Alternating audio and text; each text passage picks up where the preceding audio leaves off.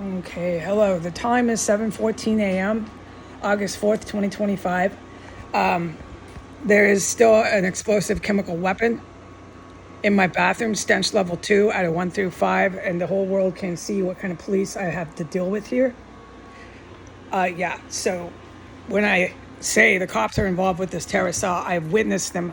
Witnessing is witnessing. I stood right there outside my bathroom on floor 2, 12 feet from Thelma, Houge, and a Spanish police officer in plain clothes carrying down an IED wrapped in brown paper. It wasn't a bag, it was heavily wrapped, it was really heavy. And they were both extremely careful about it. It was their sole focus of attention. And while they were carrying it down, they didn't expect me to come out, but I knew to come out and witness that and stand right there. So I did. That's Thelma Houge that prosecuted me. Another Latin cop, right, DCPD, and some of them come from different precincts around the East Coast, Pennsylvania, New York.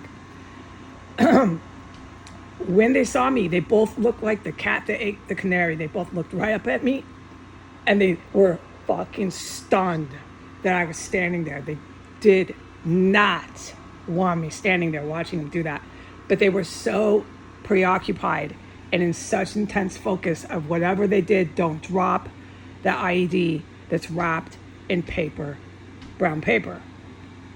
And they both looked up at me like they were in such deep shit.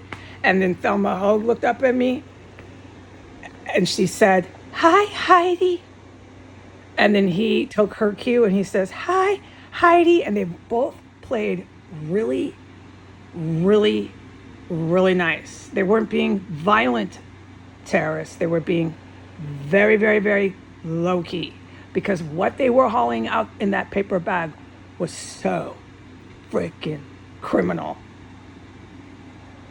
And while they were going down the stairs, the entire house from floor 1 to floor 2 reeked stench level 7 of a chemical weapons explosive. Remember when I said it smells like the kerosene and the burning?